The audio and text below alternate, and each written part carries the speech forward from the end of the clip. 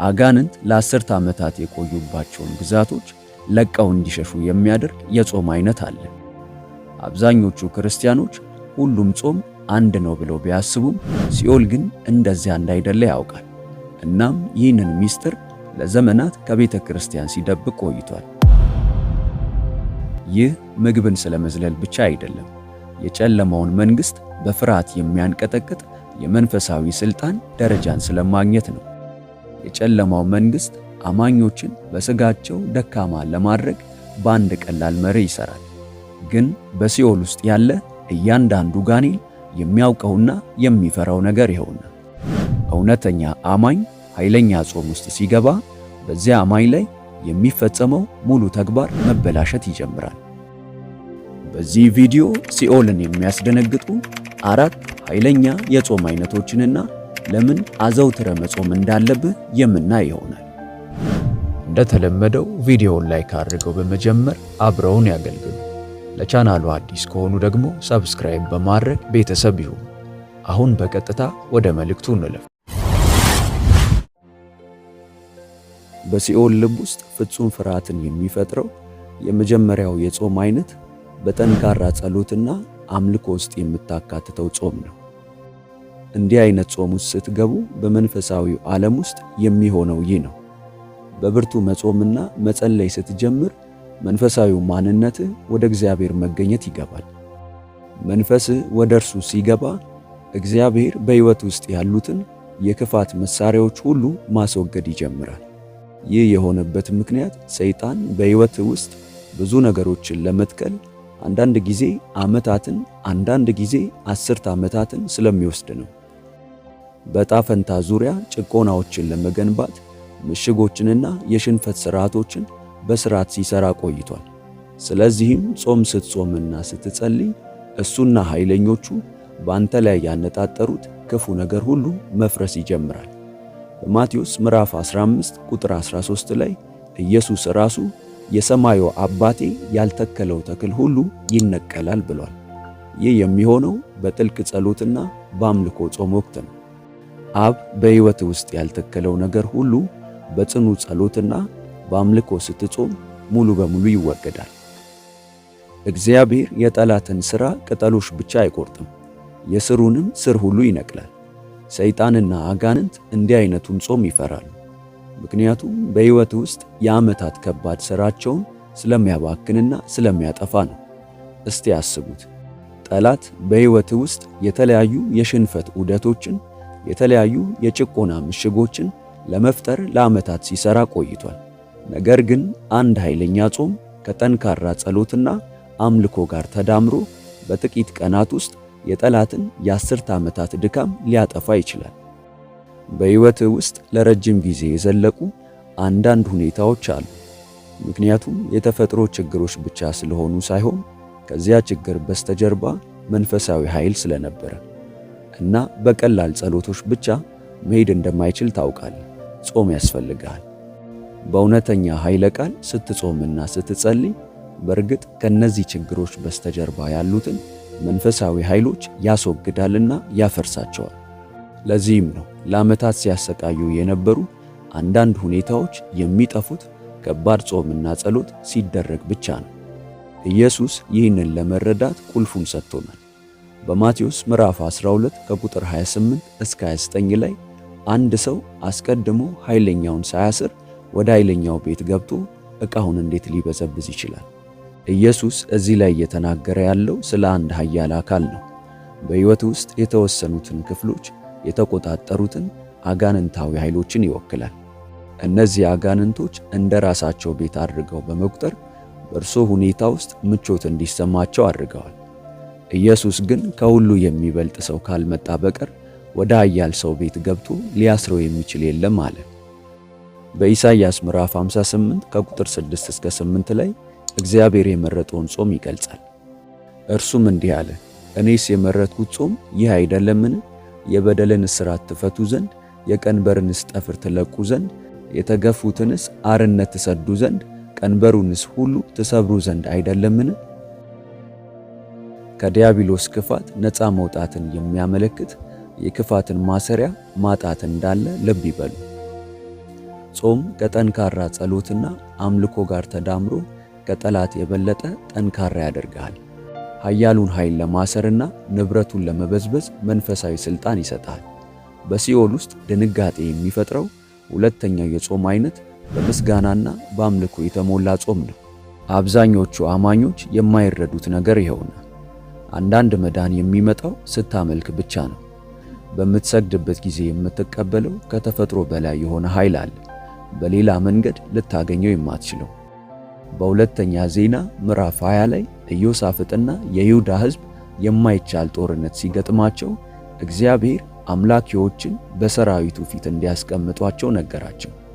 ማመስገንና ማምለክ ሲጀምሩ ይሁዳ መዋጋት ሳያስፈልገው ጠላቶቻቸው እርስ በርሳቸው ጠፉ።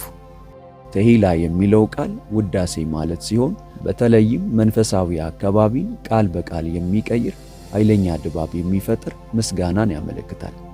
ጾምን ከተከታታይ ውዳሴና አምልኮ ጋር ስታዋህደው አጋንንት በሕይወት ውስጥ የማይኖሩበትን ድባብ ትፈጥራለህ። በጾም ወቅት ጊዜ ለማሳለፍ ቀኑን ሙሉ መተኛት አትችልም። የጾም ሰዓትህን ቴሌቪዥን በመመልከት ወይም ጨዋታዎችን በመጫወት ማሳለፍ አትችልም። እግዚአብሔርን በንቃት ማምለክና ማመስገን አለብህ። በጾም ወቅት በማመስገን የምታሳልፈው እያንዳንዱ ጊዜ የጠላት ኃይል በሕይወትህ ላይ የሚሰበርበት ጊዜ ነው። የጾም ውዳሴና የአምልኮ ሥርዓት በጣም ውጤታማ የሆነበት ምክንያት በአንድ ጊዜ ሁለት ነገሮችን ስለሚያደርግ ነው። በጾም ሥጋህን ያደክማል፣ በአምልኮም መንፈስህን ያጠነክራል። ሥጋ ደካማ ሲሆን መንፈስህም ጠንካራ ሲሆን አጋንንት ሊቃወሙት የማይችሉት መንፈሳዊ ሥልጣን ካላቸው ቦታዎች ትሰራለህ። በሐዋርያት ሥራ ምዕራፍ 16 ላይ ጳውሎስና ሲላስ ተደብድበው ወደ ወህኒ ተጣሉ። ነገር ግን እኩለ ሌሊት ላይ ጸለዩና እግዚአብሔርን አመሰገኑ። መጽሐፍ ቅዱስ እንደሚለው የእስር ቤቱ መሠረት ተናወጠ፣ የሁሉም ሰው እስራት ተፈታ። ይህ የምስጋና ኃይል ነው። ጠላት በዙሪያ የገነባውን ማንኛውንም የእስር ቤት መሠረት ቃል በቃል ያናውጣል። ሲኦል በጣም የሚያስፈራው ሦስተኛው የጾም አይነት ይህ ነው፣ ሥጋህን ከሚመገበው ከማንኛውም አይነት ነገር መጾም። ይህም ቅድስና በመባል ይታወቃል። አብዛኞቹ አማኞች ጾም ስለ ምግብ ብቻ እንደሆነ ስለሚያስቡ ግቡን የሚስቱበት ቦታ ይህ ነው። ግን እውነቱ ይኸውና፣ ጾም ስለ ምግብ ብቻ አይደለም፣ ሥጋህን በሁሉም አካባቢ መካድ ነው። አንዳንድ ጊዜ በሕይወትህ ውስጥ ጠንካራ ምሽጎች የሆኑ አንዳንድ ልማዶችን ለማስወገድ ብቸኛው መንገድ ከነሱ ሙሉ በሙሉ መጾም ነው። ይህ ማለት ለተወሰነ ጊዜ ቴሌቪዥን አለማየት፣ የተወሰኑ የሙዚቃ አይነቶችን አለማዳመጥ፣ ከተወሰኑ ሰዎች ጋር አለመገናኘት፣ ሥጋውን የሚመግቡ የተወሰኑ ተግባራትን አለማከናወን ማለት ሊሆን ይችላል። አንዳንድ ጊዜ በሁሉም ዓለማዊ መዝናኛዎችና እንቅስቃሴዎች በጣም ተጠምደ ስትሆን እግዚአብሔር በባህሪ ላይ ለመስራትና አስተሳሰብህን ለመለወጥ የሚያስችለውን ጊዜ በጣም ትንሽ ትተዋለህ። ነገር ግን ከነዚህ ነገሮች ስትጾም እግዚአብሔር እንዲሰራ ቦታ መፍጠር ትጀምራለህ። እግዚአብሔር መንፈስን እንደገና ለማደስ እንዲጀምር በቂ ጊዜ ትሰጣለህ። አንዳንድ ጊዜ ከዓለም መራቅና ከእግዚአብሔር ጋር የተወሰነ ጊዜ ማሳለፍ ያስፈልጎታል። ይህ ስለ ጸረ ማህበራዊነት አይደለም፣ ለመንፈሳዊ እድገት ስትል ስትራቴጂካዊ መሆን ነው። ኢየሱስ ራሱ ከአባቱ ጋር ጊዜ ለማሳለፍ ከሕዝቡ ተለይቶ ሄደ። ኢየሱስ እነዚያን የመውጣትና የመቀደስ ወቅቶች ከፈለገ እኛ ምን ያክል እጅግ ያስፈልጉናል። ሰይጣን ይህን አይነቱን ጾም ፈጽሞ ይጠላል፣ ምክንያቱም በዙሪያ የገነባቸውን ሥርዓቶች ያፈርሳልና። ጠላት በመዝናኛ በግንኙነቶች በልማዶችና ከዓለም ሥርዓት ጋር እንድትገናኙ በሚያደርግ በማንኛውም ነገር አማካኝነት ይሰራል።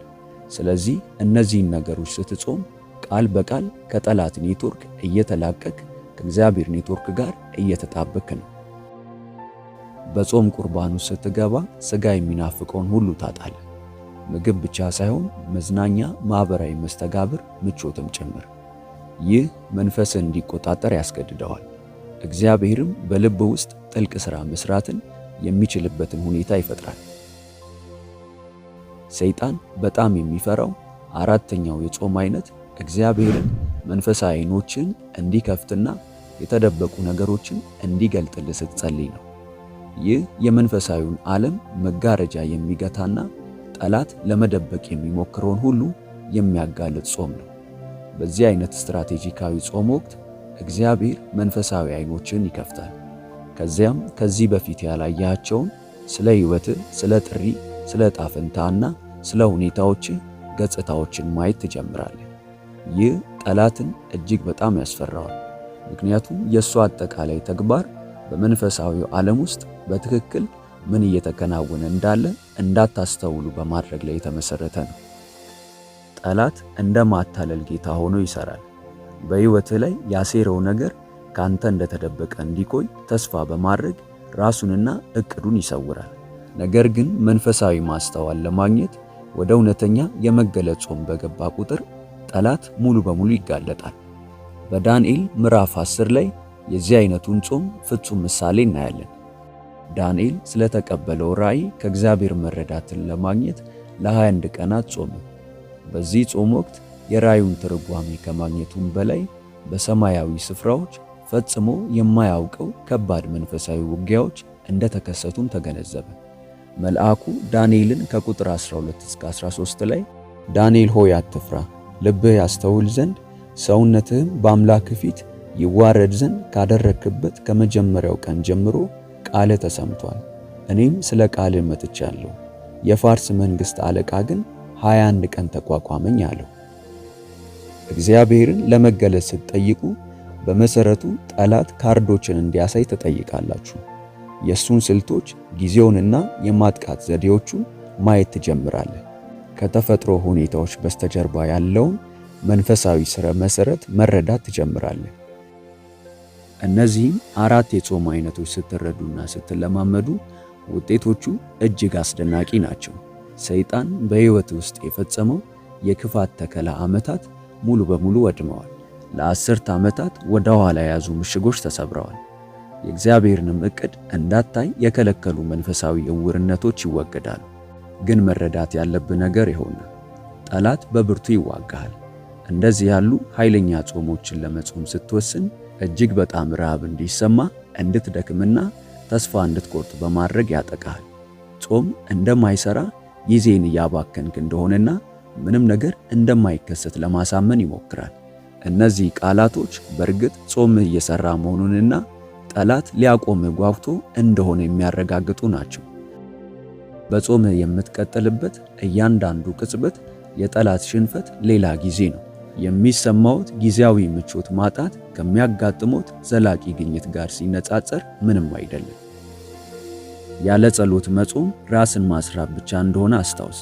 አምልኮ የሌለበት ጾም የአመጋገብ ስርዓት ብቻ ነው። ያለ ቅድስና ጾም ጊዜያዊ ተግሳጽ ብቻ ነው። ራእይን ሳይፈልጉ መጾም ራስን መቅጣት ብቻ ነው።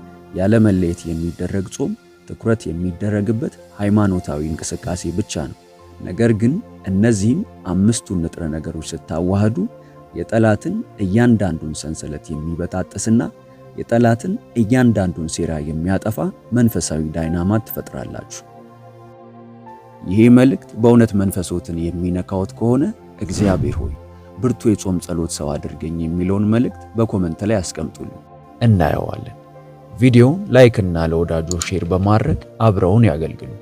ለቻናሉ አዲስ ከሆኑ ደግሞ ሰብስክራይብ በማድረግና የደውል ምልክቷን በመጫን ቤተሰብ ይሁኑ። በቀጣይ በአዲስ ቪዲዮ እስከምንገናኝ ሰላም ሁኑ። ሆሊቲዩብ ኢትዮጵያ ዩቲዩብ ቻናል ተባርካችኋል። በይበልጥ በመንፈሳዊ ሕይወቶ እጅግ የሚበረቱባቸውና መንፈሳዊ ረሃቡን የሚጨምሩ ትምህርቶች እንዲሁም የጸሎት አገልግሎት በየቀኑ እንዲደርሱ ሰርቫንት መልካሙን ጌታ በማለት የፌስቡክ እንዲሁም የቲክቶክ አካውንታችንን እንዲሁም ሆሊቲዩብ ኢትዮጵያ ብለው ሰርች በማድረግ የቴሌግራም ቻናላችንን ይቀላቀሉ። ተባርካችኋል።